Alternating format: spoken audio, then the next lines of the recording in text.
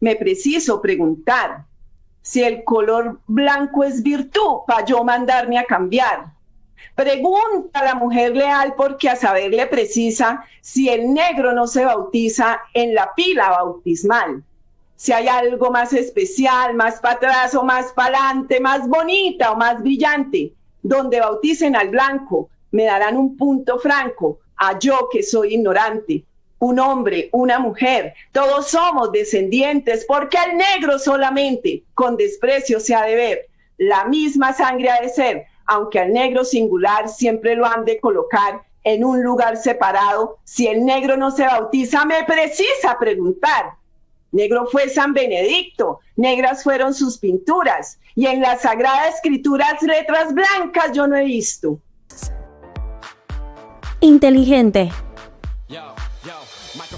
fuerte y siempre con la voz en alto. Faldas en Movimiento, el podcast del empoderamiento femenino. Hola, hola, hola, ¿qué tal a las personitas que se van conectando el día de hoy a Faldas en Movimiento? El día de hoy tenemos una invitada muy especial y también tenemos a una de nuestras nuevas periodistas acá en Faldas en Movimiento que han estado tras bambalinas escribiendo en nuestros blogs cada uno de los episodios de Faldas en Movimiento. Voy a empezar saludando. Caro, ¿cómo estás? Hola, muchas gracias. Un poco nerviosa, pero muy feliz de estar acá. Bueno, y ustedes se preguntarán a quién tenemos a nuestra derecha. Y es que hoy tenemos una invitada, como les había comentado, estamos en plena Filbo y quisimos traer a alguien que nos contara ese tema de la escritura, la poesía, un poco la cultura y todo esto que se tiene cuando uno empieza a escribir. Entonces quiero darle la bienvenida a Liz Candelo Grueso. Gracias por estar en Faldas en Movimiento. Gracias a Juanita, a Carolina. De verdad me siento muy, muy halagada de estar acá. Y pues con todo este tema femenino que como todos los temas se ponen en boga, de moda, y pues bueno, aquí estoy. No, nosotras muy felices de tenerte en Faldas en Movimiento y más con esa riqueza cultural que nos vas a contar hoy, que has hecho en el tiempo de tu carrera. Cuéntame, Liz, cómo, pues teniendo que tú naciste en Buenaventura, una ciudad rica en herencia cultural afrocolombiana, ¿cómo ha influido tu lugar de origen en tu obra poética narrativa?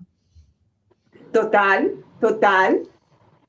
Pues nací en Buenaventura Valle, el primer puerto sobre el mar Pacífico, y en un palafito que es una casa de madera sobre el mar.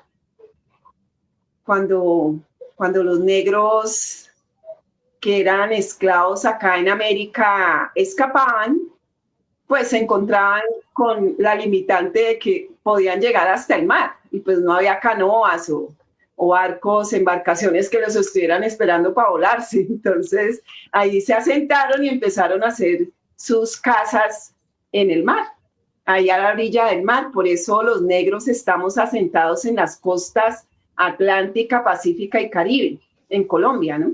Que estamos con esta riqueza maravillosa de rodeada de dos océanos. Claro que sí, se siente ese sabor cultural que a veces también ha sido invisibilizado, ¿no? En el tiempo y saber que pues uno puede ahí nuevamente conectarse con sus raíces. Así es. Liz, tu formación también abarca las artes escénicas, no la danza contemporánea. Sí. Cuéntanos, sí. ¿Tú cómo unes eso con la escritura? Pues yo soy fruto de los talleres que en la ciudad de Bogotá inicialmente fue donde empecé a asistir a los talleres del Gimnasio Moderno, ahí en la Biblioteca Fundadores, en Gabriel García Márquez, el colectivo de la Universidad Autónoma que surgió de ahí, de de Castellares Renacentro, punto de convergencia, que ahora está funcionando en Balzac, y en Homero, poesía los lunes, en Poemartes de Café Cinema, y así sucesivamente, en Ibáñez, librería, con Oscar Larrañaga también. Ahí he estado en todos estos colectivos y muchos más que han ido surgiendo. Me he ido autogestionando en el tema de la literatura desde muy pequeña. Y en las artes escénicas, pues ahora estoy en el Teatro La Candelaria con la exministra Patricia Ariza, en una puesta en escena que se llama Mujeres Tierra. Sí. Un grupo de más de 40 mujeres en escena, haciendo conciencia sobre que somos agua, que somos ríos, que somos los lagos, los árboles, las hojas, las raíces.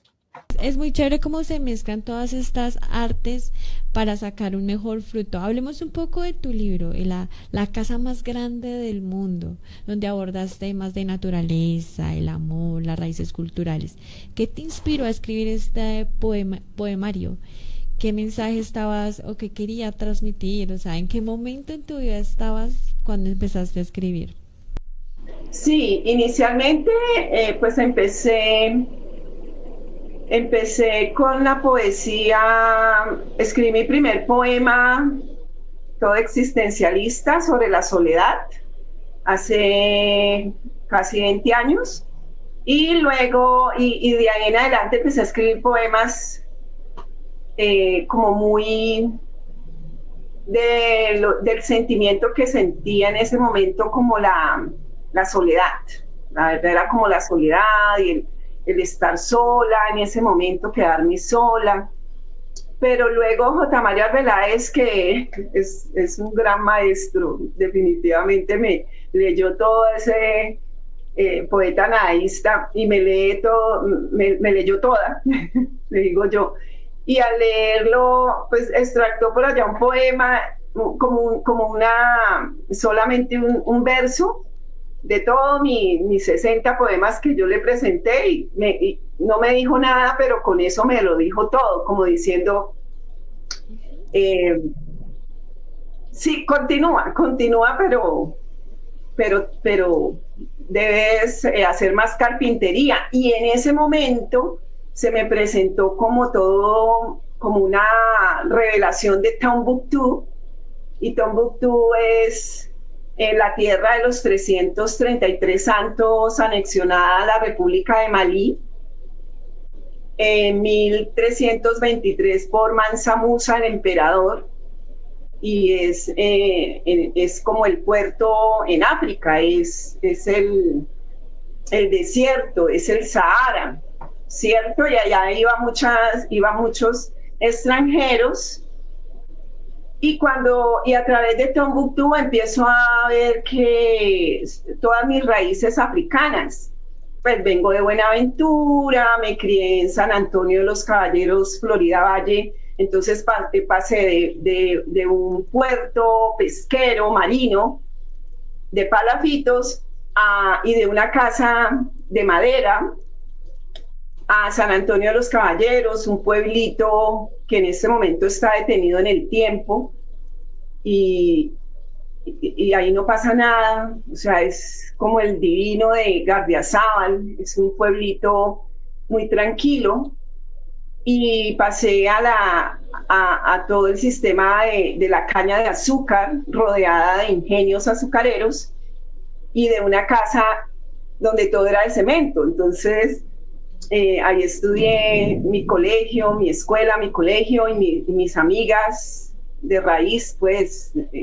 mis amigas de colegio, que son mis amigas hasta ahora. Y luego me fui a Bogotá, y en Bogotá conocí a mi mejor amiga Marta Virginia Espinosa Forero, que ella es cuñada de Diana Uribe, la historiadora. Y el meterme ya y sumergirme en todo este mundo, y Diana, que es una mujer que fue negra en otra vida, africana, porque es una mujer que ha ido a Tombuctú muchas veces y esta mujer sabe más de África que cualquier negro en Colombia. Entonces, más se me fue presentando Zapata Olivella, Arnoldo Palacios, Candelario Abeso, Jaime Jaramillo Escobar, un poeta antioqueño que escribe sobre las negras, hermosísimo, y me lo descubrió J. Mario Arbeláez también.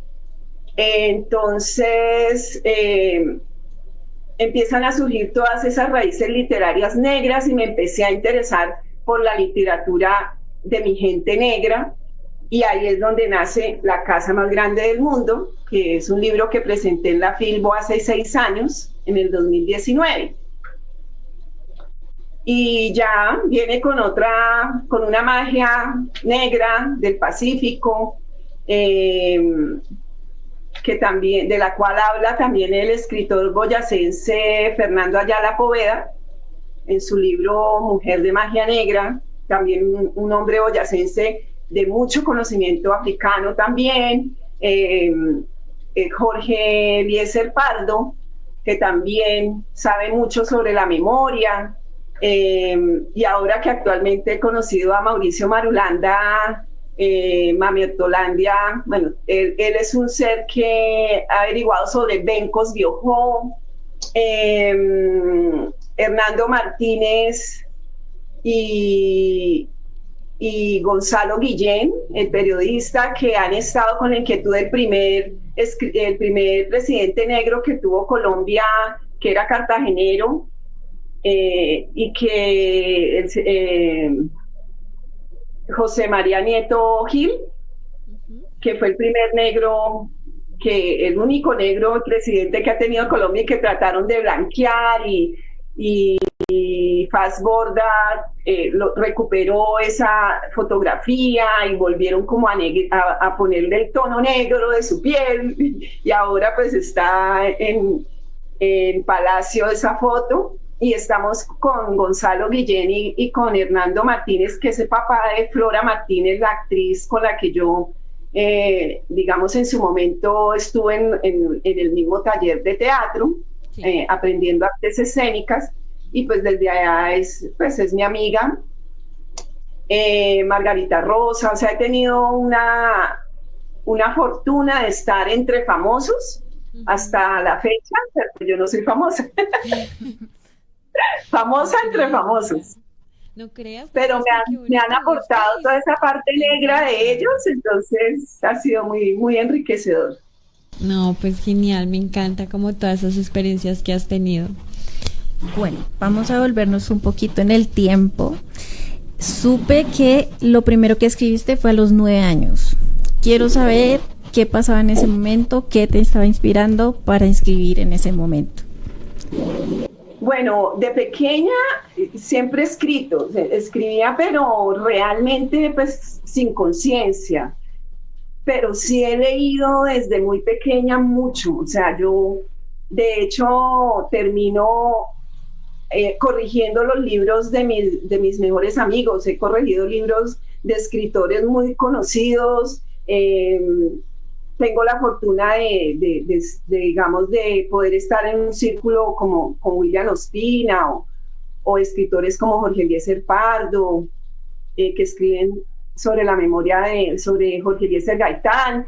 Tengo la fortuna de ser amiga de Gloria Gaitán, la hija de Jorge Eliezer, y poder leer su libro también y poder como tener voz y opinar sobre lo que he ido desarrollando de tanto leer, hacer corrección de texto y de leer e ir haciendo como una lectura paralela, ¿no? De ir mucho más allá de lo que veo escrito.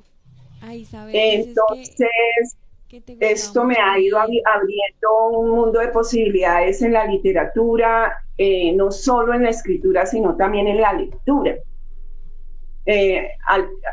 De tal manera que estaba haciendo un trasteo y me doy cuenta que tengo más de 300 libros autografiados por amigos escritores. y eso no lo sabía, o sea, solo me vine a enterar más o menos fue como en enero de este año que estaba organizando mis libros y de pronto tuve que abrir como un espacio para todos esos libros cuando fui viendo que me han firmado sus libros muchos escritores reconocidos y que son amigos, que es lo más importante, ¿no?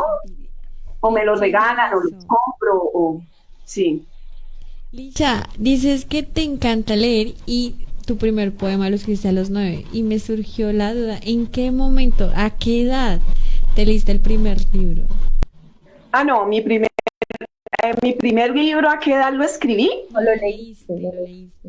No, a los 7 años, en mi casa no había televisión y no había televisor, no había el Sharp de 4 patas. Y de pronto le dije a mi padre, le dije, papá, ¿me dejas ir a donde la vecina a ver el Chao? No sé qué era, y él lo primero que dijo, no, que ese tipo de programas, dijo, no, esos programas tienen un patrón de pobreza, algo así, dijo, como que no, que eso no era para nosotros, que leyera.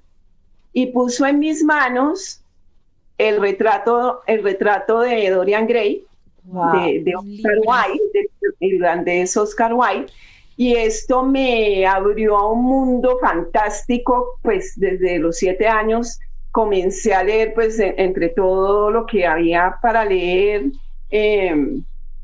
Condorito, Memín, todas esas historietas, revistas de historietas, Memín, que eran muy cómicas, y había unas historietas que se llamaban Rarotonga, que era de una negra africana divina, y toda esta historia, había otra que se llama Fuego, que de hecho por ahí una hermana hizo una colección, recolectó y conseguimos esas revistas de cómics.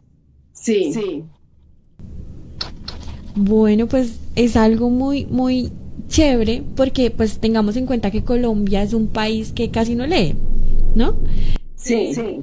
Es un país que le gusta más ver televisión, hacer otras cosas que leer. Y que tú nos cuentes esto, y más que fue un tema propio, digamos, de ejemplo, fue un ejemplo que desde muy pequeña te dio tu padre, me parece súper rico porque ahí le estamos dando un mensaje a las nuevas generaciones que nos escuchan y a las antiguas también, es que el ejemplo inicia en casa y que uno lo empieza a promover de esa manera. Licha, me cuentas más o menos que llevas 20 años de carrera. ¿Cuáles han sido esos, no sé, retos que has tenido, esos obstáculos que has pasado? ¿Alguna anécdota que quieras contarnos? Entonces, bueno, lo más antagónico de la parte de ser poeta es ser vendedor de autos, porque la poesía es manejar nuestro divino femenino, que es este lado derecho, y el divino masculino es el lado izquierdo del cerebro. Con el lado derecho somos soñadores, somos artistas, somos frágiles, más vulnerables, y esta parte del hemisferio, además andamos volando, ¿no?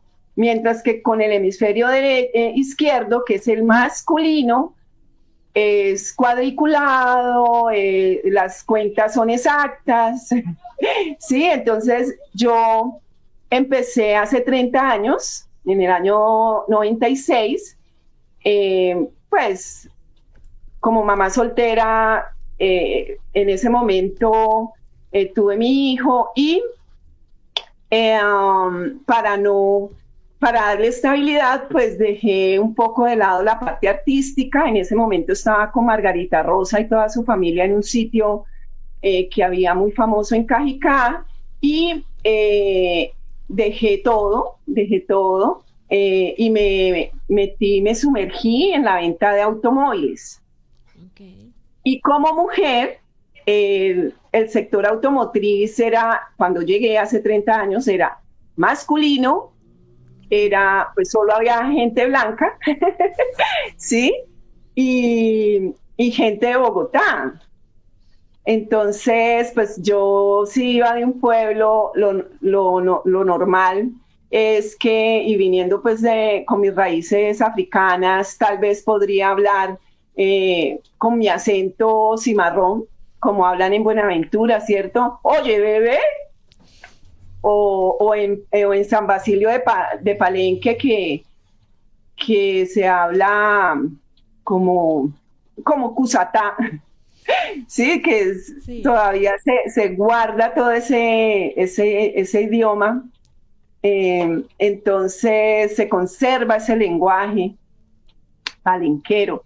Entonces, mi padre nos corregía mucho acerca de cómo hablábamos, cómo la escritura, y él solo estudió hasta tercero de primaria. Entonces, cuando llego a Bogotá, pues yo era modelo y me movía en el sector, digamos, de la industria de la televisión, Okay. de la danza contemporánea, de la actuación en televisión. Y en ese momento dejo todo eso, me voy a vender autos y como mujer me convertí como la mejor vendedora de autos de la marca Renault en mi país. Genial, Entonces, sí. siendo negra, siendo mujer, viniendo de donde venía, que es un mundo de pocas posibilidades, muy pocas en Buenaventura y acá en mi pueblo, y logré sobresalir hasta hace poco que ya salí, No, qué digamos, ya lindo. a dedicarme solamente a mi tema literario, que lo amo, la poesía.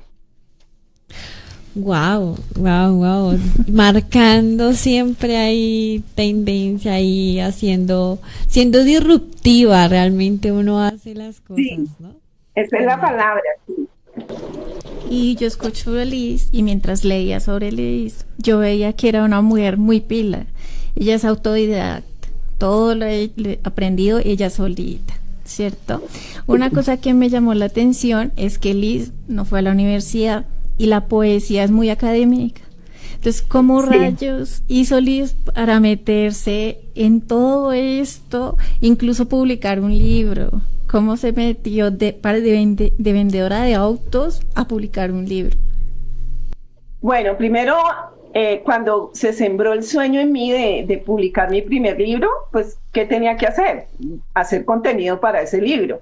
Claro. Y empecé a ejercitar en los espacios literarios, en los talleres, en Caro y Cuervo, en Casa de Poesía Silva, en Gabriel García Márquez, donde hubiera taller, fui nutriendo mi cerebro primero de todo ese tema académico sin limitaciones ni siguiendo ninguna línea que me fuera impuesta, pues lo digo entre comillas porque nadie te lo impone, pero la academia siempre tiene unos lineamientos y son dictados y hay que seguirlos. En la universidad tú sigues esos lineamientos, lo que diga el profe prácticamente, y a Sí, él a la claro. vez le dan unos temas, cómo debe abordarlos, cómo debe enseñarlos, él de por sí el profesor tiene esa limitante, ¿cierto? Que no se debe salir de ese paralelismo. Y a la vez los alumnos reciben esa información. Bueno, ahorita tenemos el celular y tenemos la información a la mano, pero en mi época era la letra con sangre entra. Sí. Entonces era más complejo, tú no podías alzar la mano y decir, ay, yo no, yo opino. No, entonces a través de los talleres para mí sí fue útil porque seguí mi propio camino con la libertad y esa libertad me llevó a mis raíces y esa misma libertad me llevó a autogestionar mi primer libro y para gestionarlo pues fue crear toda esta poesía y para crearla tuve que nutrirme de todos los poetas, bueno, no todos, pero sí de muchos poetas y de literatura de mi gente negra. Estar en espacios, sí, estar en espacios donde estaba mi gente negra, estar en espacios no solo de letras, sino también de danza, de cantaoras, de donde hay las bebidas ancestrales, donde hay el conocimiento ancestral, estar en la tierra de mi gente negra, el calor, sentir el calor del sol de mi gente negra y de mi tierra donde está la gente negra. Porque cuando entras al colegio y hasta ahora, yo voy y doy un recital en los colegios y no, la gente, ni la gente negra sabe de sus raíces y menos la blanca, o sea, la gente, digamos, del interior del país. Y bueno, ya hay un grupo de poetas como yo y de escritores que están abriendo ese camino para la posteridad y para las nuevas generaciones, de dejar el legado de toda esta literatura, de esta riqueza negra. La poesía negra tiene su propio ritmo, su propia danza, su propio baile, su propio tumbao, su songo rocosongo, su songo sorongo. Sí, todo esto. Ese sabor. Sí, es un sabor. Qué bonito.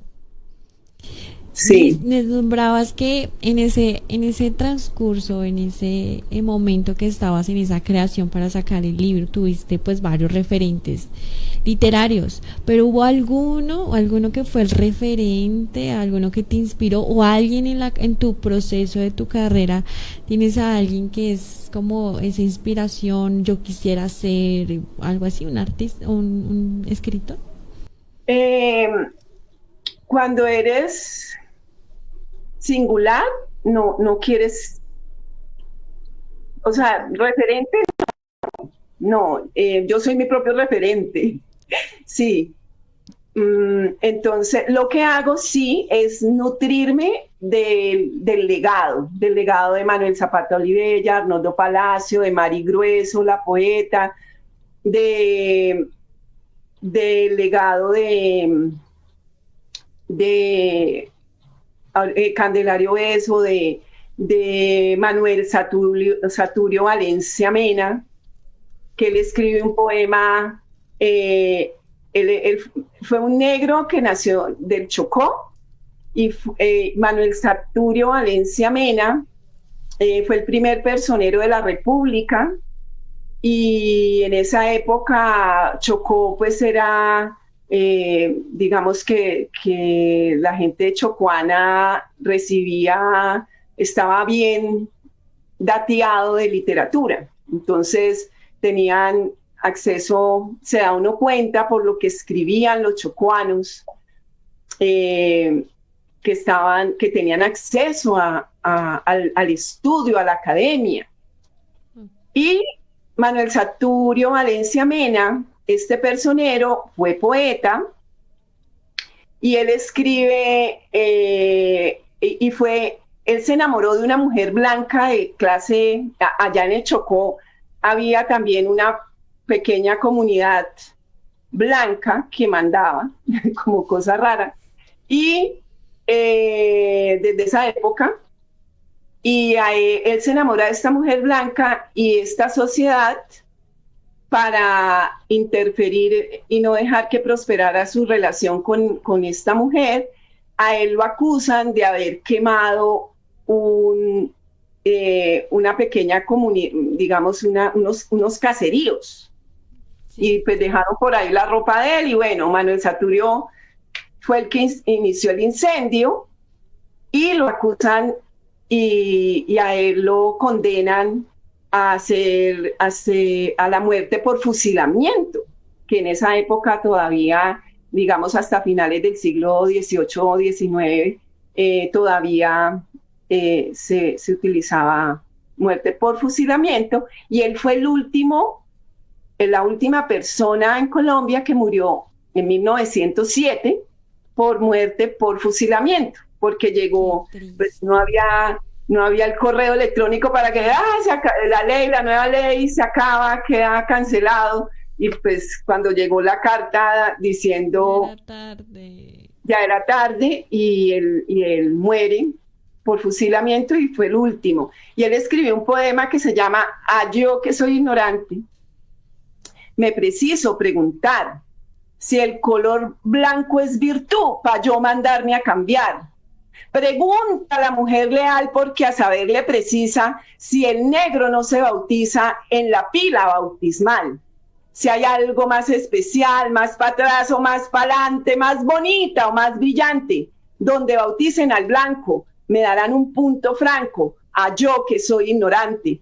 Un hombre, una mujer, todos somos descendientes, porque al negro solamente con desprecio se ha de ver. La misma sangre ha de ser, aunque al negro singular siempre lo han de colocar en un lugar separado. Si el negro no se bautiza, me precisa preguntar.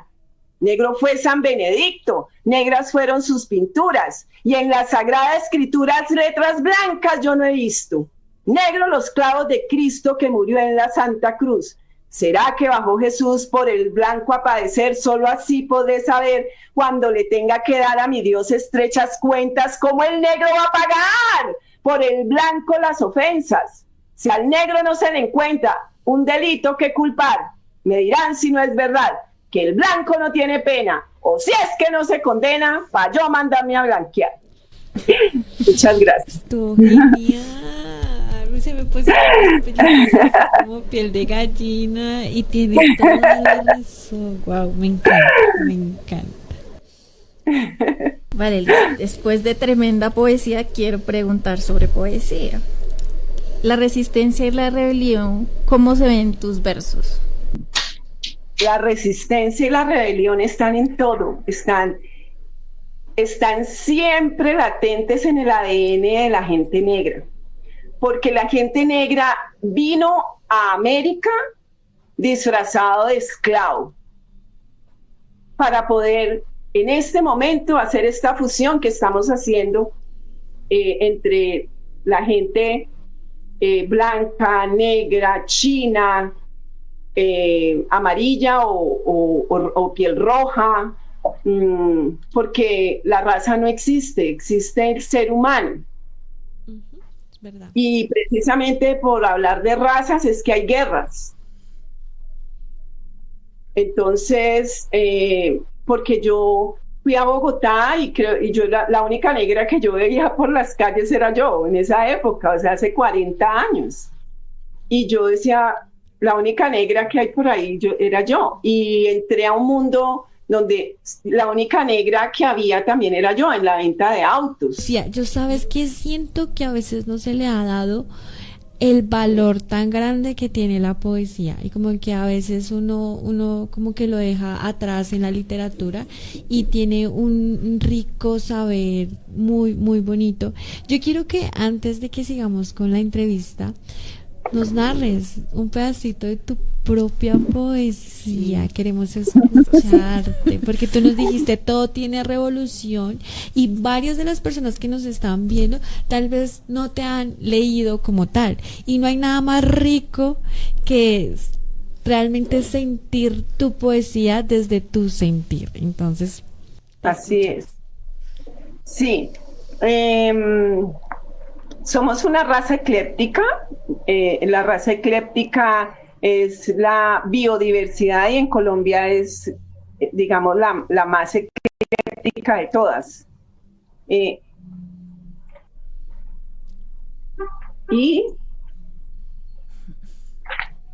en la poesía mía pues se puede ver cómo en la literatura he leído escritores franceses, que eran los libros que nos ponían en las manos en las escuelas y en los colegios. Nos ponían escritores franceses, alemanes, rusos, literatura española, americana. Entonces, aquí en estos, en mis poemas se puede ver esto. Pero les voy a leer uno que tenga que ver mucho con lo negro. Eso. Queremos... Hay un escritor que se llama Chinua Achebe, es un escritor nigeriano. Él nació en 1930, murió en 2012. Se llama Chinua Achebe. Y es uno de los escritores que apareció también como parte del legado. Fue el primer escritor que escribió de la historia negra desde el punto de vista de un escritor negro y no de un escritor americano o europeo, ¿cierto? Porque hay escritores como Joseph Conrad en El corazón de las tinieblas, o como Javier Pérez Reverte, que escribe sobre Vagabundo en África, 100 años después de que Joseph Conrad estuvo en la ciudad de Cabo, como recorriendo los pasos. Y hay otro escritor que es James Meisner, que escribe sobre también de los negros en el libro Caribe. Entonces, pero todos son europeos o americanos blancos. Y Chinua Achebe escribe de las 3 generaciones de Oponko, que es un negro que antes de ser colonizados, luego en medio de la colonización y después de la colonización, o sea, las creencias que tenía mi gente negra antes de ser colonizados y cómo esa transformación los llevó al cambio de cultura, religiones, ¿sí?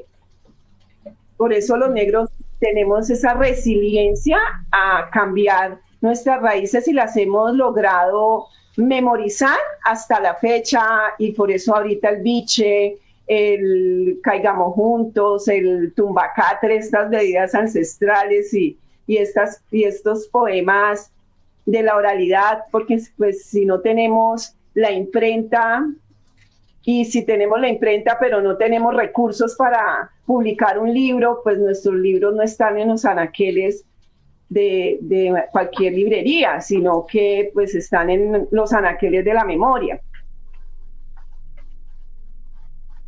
Y él escribió, Chinua Achebe escribió una trilogía que es Me alegraré de la otra muerte, La flecha del Dios y Todo se desmorona. Y este poema es dedicado a él, se llama Me alegraré en la otra vida. Danzando moriré dichosa. Reemplazar lágrimas por biche. Hostias por chontaduro. Bendiciones por currulao. Cruz por pescado. Vino sin cena es mi muerte. Recuerden mi sonrisa desgreñada, el mar en mi rostro, la zamba en mi cintura, el mapalé en mis hombros, la salsa en mis trenzas, el viento en mi cabello, el currulao bajo mi falda y el mar a mis pies. Wow. Prometo confirmar si descansando en el cielo o parrandeando en el infierno es donde me encuentro. Wow. Está muy cool. ¿Para qué? Llegó. Y tienes ese sabor en serio cultural tuyo que te define. Bueno, vamos a hablar un poquito de ser mujer, ¿no? Porque nosotros siempre hemos tenido el tema de que ser mujer en una cultura que ha sido netamente para hombres, en una sociedad hecha para hombres, venimos haciendo pues la marca o la diferencia.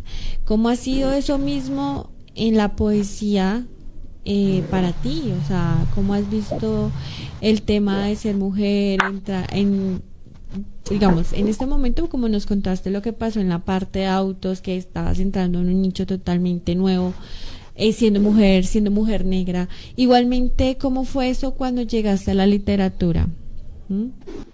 Bueno, en primer lugar, pues lo que tengas en la mente de prejuicios es lo que te hayan sembrado de pequeña, y a mí no me sembraron ningún prejuicio respecto al tema ni de ser mujer ni de ser negra. Entonces, ni de ser pobre ni nada. O sea, la casa más grande del mundo es la casa simplemente donde éramos felices compartiendo una arepa, un huevo. Entonces, y en mi familia pues hay paisas y hay negros, entonces pues se ve gente blanca y negra todo el tiempo. Entonces no, para mí no era un tema de prejuicio, y con esa mentalidad me he desarrollado y me he movilizado en todos los entornos en los que me ha tocado vivir, en el sector literario, en el sector automotriz. Entonces no he tenido el tema en mi cabeza, por lo tanto no me ha afectado, porque no he tenido ni prejuicio por ser mujer en un sector de hombres, ni por ser negra en un sector de blancos, ni por ser pobre en un sector de ricos, nada. O sea, yo no, eso no ha existido en mi cabeza. Genial. Sí, y esta parte hace que no haya limitaciones.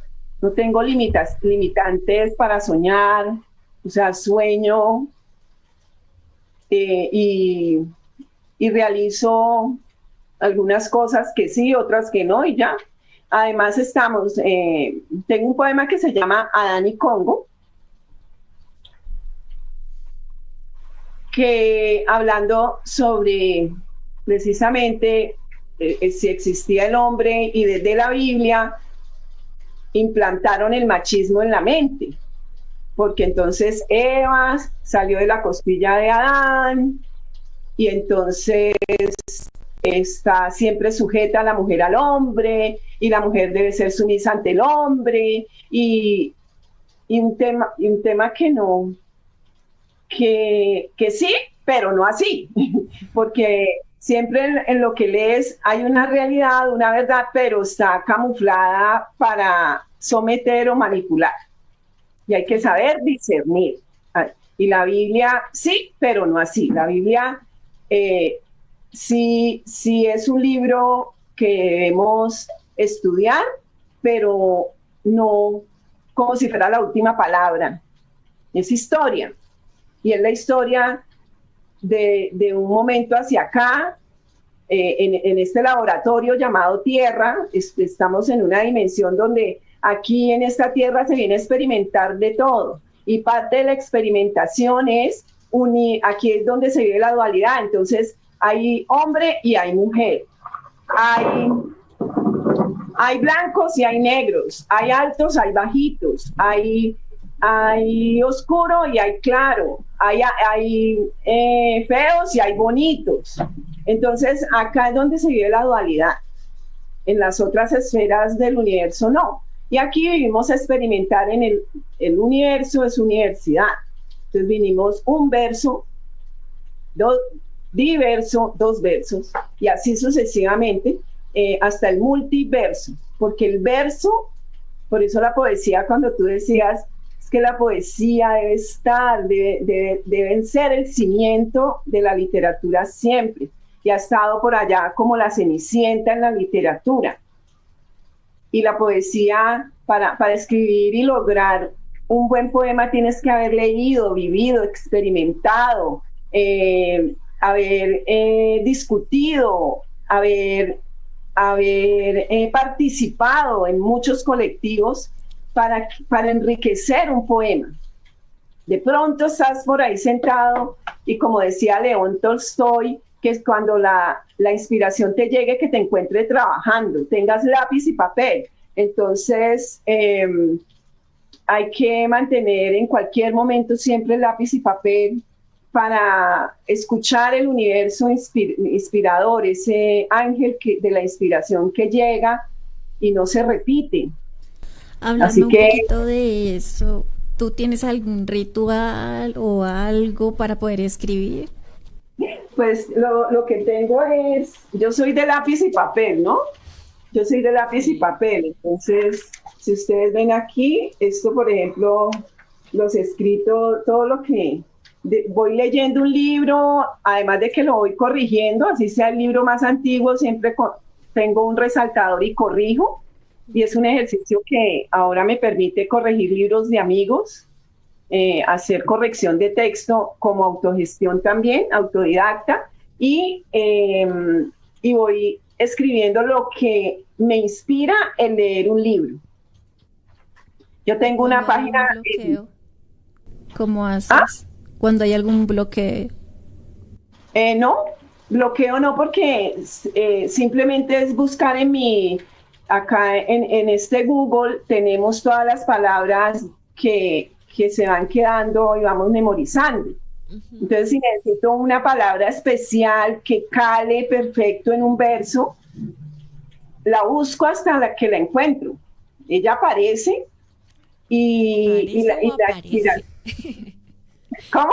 ¿Aparece o aparece? Exacto, eso es carpintería, le llamamos nosotros los poetas, hacer la tarea de carpintería para que en pocas palabras, digamos, hablemos de todo un universo, porque es un tropel de imágenes que llegan y de inmediato esas imágenes debes plasmarlas en versos. Y al plasmarlas en versos, pues aparece el poema. Ella era poesía y él no sabía leer. Wow, no, me encanta, me encanta. Liz, ¿qué se viene para ti? ¿Qué se viene en el futuro? ¿En qué andas trabajando para inspirarnos, para enriquecernos? Pues mira, puestas en escena, mi Songoro Kosongo Afrodanza Teatro Poético Musical, donde he extractado poemas de varios escritores. Uno de ellos, que es Jaime Jaramillo Escobar, poeta nadaísta de Antioquia, que escribe sobre Aleña y Azúmbar, y fue un poema que J. Mario Arbeláez hace como unos 15 años, creería yo, me lo leyó, y ese poema fue el que me disparó mi yo negra interior, porque yo me veía normal, o sea, una mujer, no ni negra, ni blanca, ni nada, solo yo. Pero ahí fue el que me disparó y me sembró la semilla de buscar mi raíz negra. Aleña de Azúmbar es un poema que me sirvió de psicólogo y de terapeuta, y fue una terapia. Pienso que la poesía es una terapia muy profunda. De hecho, también Joaquín Sabina también fue parte como de ver sus poemas tan displicentes, y sus poemas eran sarcásticos, y tomé también parte de los poemas de Joaquín Sabina. Ver ese tipo de poesía me alimentó también. Entonces, el poema Leña de Azúmbar me ayudó a identificar que la mujer negra, que yo no entendía, porque pensaba que era la única que vivía lo que yo vivía, en ese poema decía, no, la viven todas las negras. Y hay una parte que dice, hay muchas frutas que son de negros. Dios le dio a los negros la tierra caliente y las frutas, porque Dios tiene predilección por los negros, eso es evidente. A los blancos le dio las tierras frías para que se resfríen, pero ellos inventaron la aspirina y las cobijas de lana. El níspero y el mamey son frutas de negros, y el zapote también. Pero lo que pasa es que a los blancos siempre les ha gustado comerse la comida de los negros, y la música de los negros, y los bailes de los negros, y las negras de los negros. Sigamos. Genial. Muchas gracias. Eso hace parte de mi Songoro Kosongo. No lo dudes, nos gustan las frutas de los memes. Todo el sazón, todo. Los bailes. Bueno, la salsa, porque soy bailarina de salsa. Por ejemplo, la salsa que se ve cuando, o sea, a mí me encanta la salsa, pero lo sé bailar básico. Pero cuando uno ve bailar salsa, cómo se mueve, uy, eso es un espectáculo. Es tan fácil, pero bailamos, nosotros bailamos, nacemos y nos hacen bailando salsa. Entonces, nuestros padres, desde la concepción está la salsa ahí en la mitad de todo. Sí. Vale. Muchas gracias. Quisiera cerrar para que nos ayudes con un mensaje, pero este mensaje quiero que vaya a todos los jóvenes que le temen al que dirán, que no saben qué escribir. Ahorita que me acuerdo, tú empezaste también con Wattpad, por ahí supe. Quiero que nos digas para todos esos que tenemos miedo.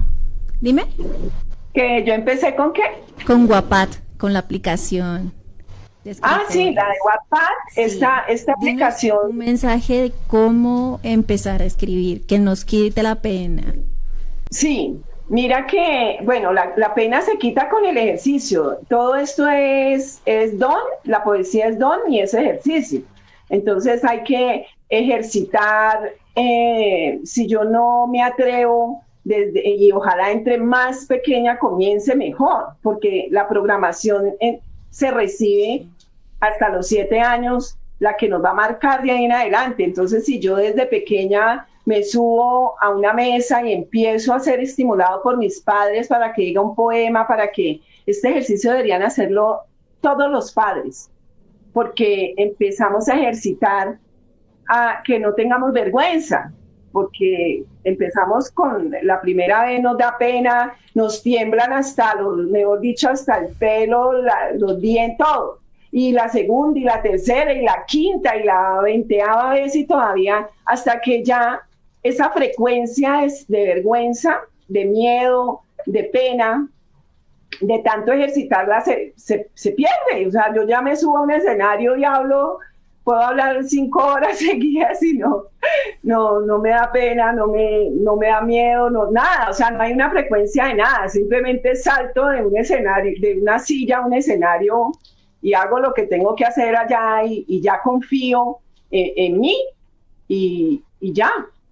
Entonces, ejercitar, y como es un don, pues ¿cómo sabes que tienes el don? Pues ejercitando, escribiendo, leyendo, y utilizar el celular precisamente para buscar referentes, para que encuentres cuál es tu línea poética, si escribes sobre romance, sobre negros, sobre árboles, naturaleza, sobre emociones, sobre escritores, o sea, hay muchos temas, pero uno tiene una línea y por ahí es la que uno va. Entonces hay que encontrar esa línea, pero si tú la encuentras es ejercitando, escribiendo todo el tiempo y tirándote al ruedo hasta que ese ruedo ya lo coges por los cachos y ya salió. O sea,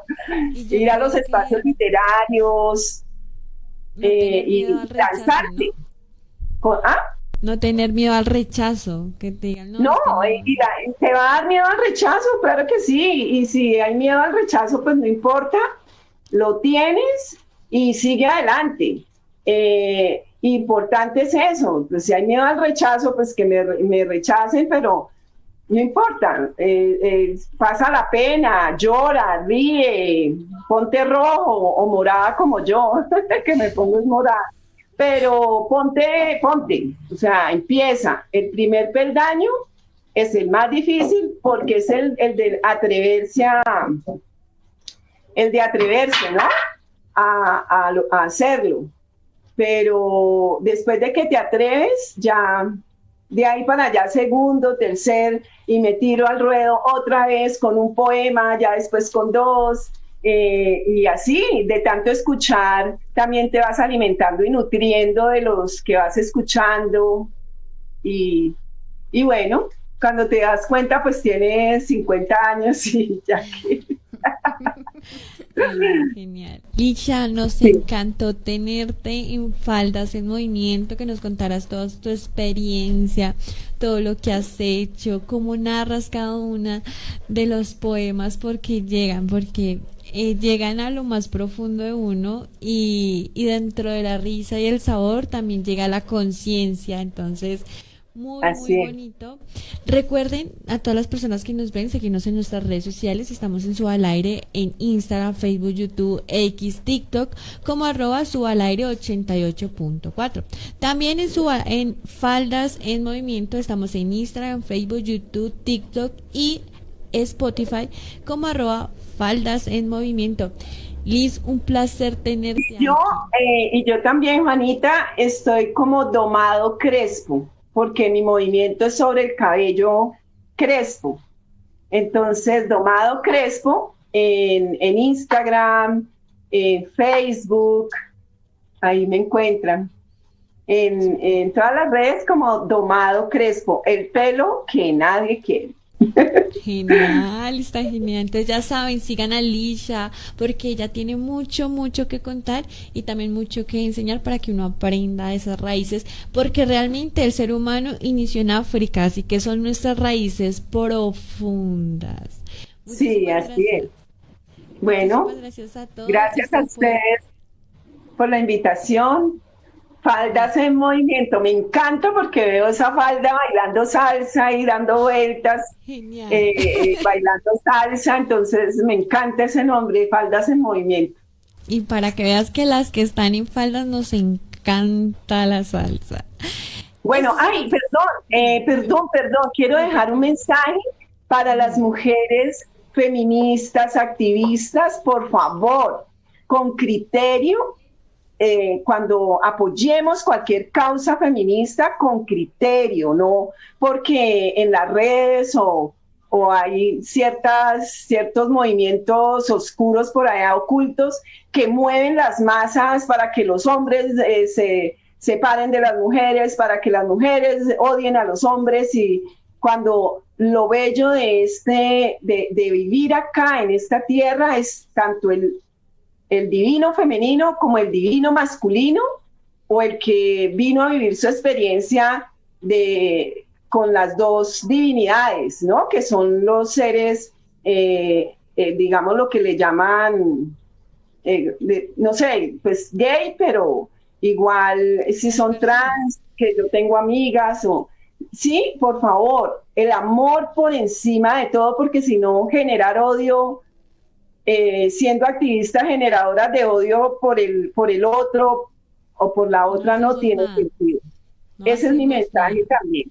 Sí. Es un excelente mensaje porque realmente tenemos que partir del amor, la empatía, y de aportarnos todos para crecer. Nadie es enemigo de nadie. Gracias. Cosas malas. Bueno, muchísimas gracias a ti, Lisha, por ese lindo mensaje. La verdad no podríamos irnos sin eso, porque en un mundo en el que estamos, donde el odio a veces permanece, a veces es importante escuchar que somos todos seres humanos, merecemos ser escuchados, merecemos ser respetados. Esto es un capítulo más de Faldas en Movimiento. Lisha, nos encantó tenerte, esperemos tenerte en otro espacio. Chao, Carolina. Y chao. Chao. Capaz. Inteligente. Fuerte. Y siempre con la voz en alto. Faldas en Movimiento, el podcast del empoderamiento femenino.